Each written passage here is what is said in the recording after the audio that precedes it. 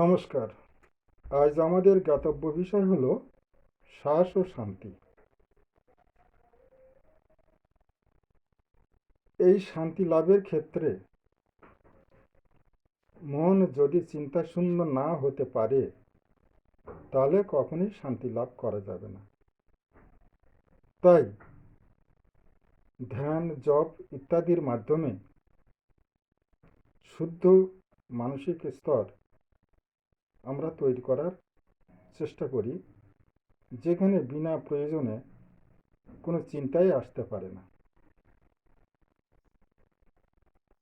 কিন্তু একটি সহজ কৌশল, যদি আমরা শ্বাসের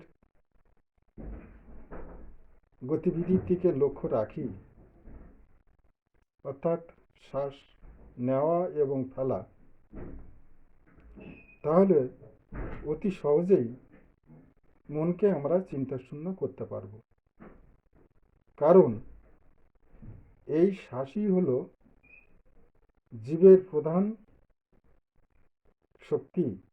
এই শ্বাসই পিতা, মাতা, গুরু, ভগবান ইত্যাদি ইত্যাদি। এটা কোনো ব্যক্তি বিশেষের প্রচেষ্টার দ্বারা ক্রিয়াশীল নয়, প্রকৃতির আপন নিয়মেই এটা ক্রিয়াশীল আছে।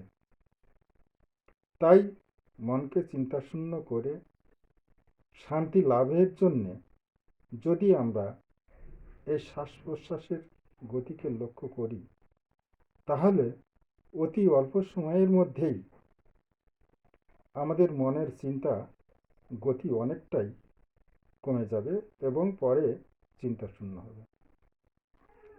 ব্যাপারটা হলো একটু খেয়াল রাখা। প্রথমে আমরা শ্বাসের দিকে খেয়াল রেখে চলি, বুঝতে পারি যে মন চিন্তাশূন্য হচ্ছে। কিন্তু যেই না বেখেয়ালি হলাম, তেমনি মনে আবার নানাবিধ চিন্তা এসে গেল।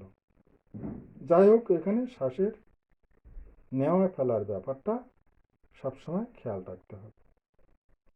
প্রত্যাহিক দৈনন্দিন জীবনে বিষয়াঘাতে আমাদের মন অতীব চঞ্চল হলে আমরা চিন্তার শিকার হয়ে পড়ি।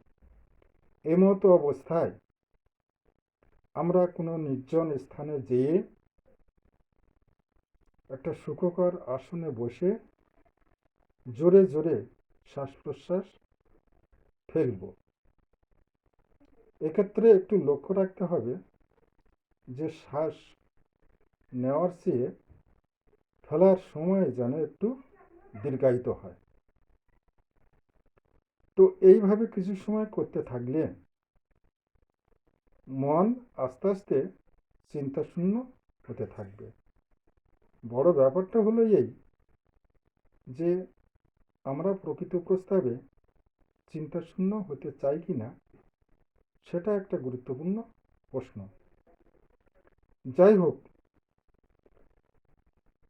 আগেকার চিন্তাটা শেষ হতে না হতেই পুনঃ পুনঃ নূতন চিন্তার আগমন হতে থাকে।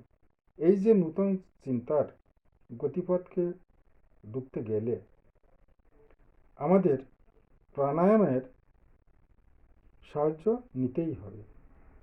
দেখুন, এই প্রাণায়াম বিভিন্ন প্রকার আছে। ক্রিয়াযোগীদের যে প্রাণায়াম, সেটা অব্যক্ত গুরু নির্দেশিত না হলে সেটা বলা যায় না, আমিও তাই বলতে পারছি না। তবে লৌকিকভাবে যে সমস্ত প্রাণায়াম আমরা করে থাকি, তাতেও যথেষ্ট লাভবান আমরা হতে পারি। বিষয়টি হলো এই যে প্রথমে আপনার দক্ষিণ বৃদ্ধাঙ্গুলি দিয়ে দক্ষিণ নাসাপুট বন্ধ করুন,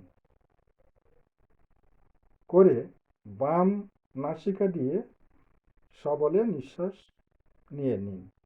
নিঃশ্বাস নেওয়া শেষ হলে অনামিকা এবং মধ্যমা দিয়ে বাম নাসিকাপুট বন্ধ করে ডান নাসিকাপুট দিয়ে শ্বাসটা ফেলুন।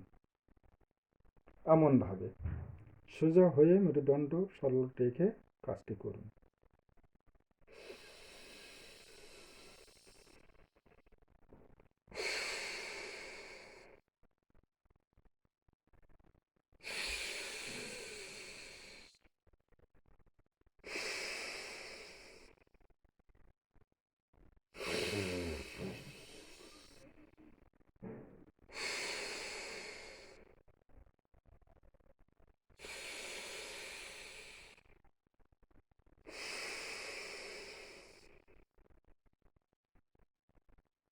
এইভাবে ধীরে ধীরে শ্বাস নেওয়া ফেলা করলে মন চিন্তাশূন্য হবে। তবে ভালো হয় যদি এই শ্বাস টানা ফেলার ক্ষেত্রে গুরু প্রদত্ত মন্ত্র বা অন্য কোনো শুভ মন্ত্র জুড়ে দিতে পারেন, তাহলে অতি সত্বরে আপনার মন চিন্তাশূন্য হয়ে শান্তি লাভ করবে। নমস্কার, আজ এই পর্যন্ত।